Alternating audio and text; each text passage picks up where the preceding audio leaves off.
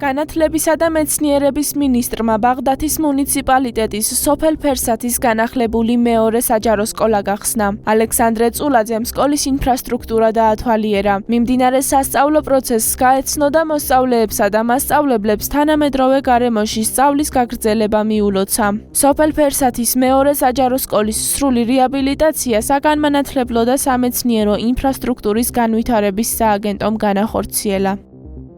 Დარწმუნებული ვარ, რომ როგორც მასწავლებლებისთვის, ისე ამ სკოლის მოსწავლეებისათვის ახალ გარემონტებულ სივრცეში სასწავლო პროცესის გაგრძელება აისახება მათ სასწავლო შედეგზეც და მუშაობის პროცესზეც. ამ სემესტრში სწავლა საქართველოს მასშტაბით 30000-ზე მეტმა ბავშვმა 100-მდე განახლებულ საჯარო სკოლაში დაიწყო. ამ მიმართულებით განათლების, მეცნიერებისა და ახალგაზრდობის სამინისტრო კვლავ გააგრძელებს ინტენსიურ მუშაობას. სკოლა ფერსათში, რომელიც აშენდა, იყო კატასტროფულ მდგომარეობაში, არ იყო პირობების სასწავლო, აი დღეს არის მეუღურებ ნათელსახეებს, გახარებულ ადამიანებს, მასწავლებლებს, პედაგოგებს, მოსწავლეებს და ეს არის ბედნიერება, როცა დამოკიდებულება ასეთი ქვეყანაში ხელშეწყობა განათლების სფეროზე და მომავალი თაობის აღზრდა, რომელიც მნიშვნელოვანია ჩვენი ქვეყნისთვის.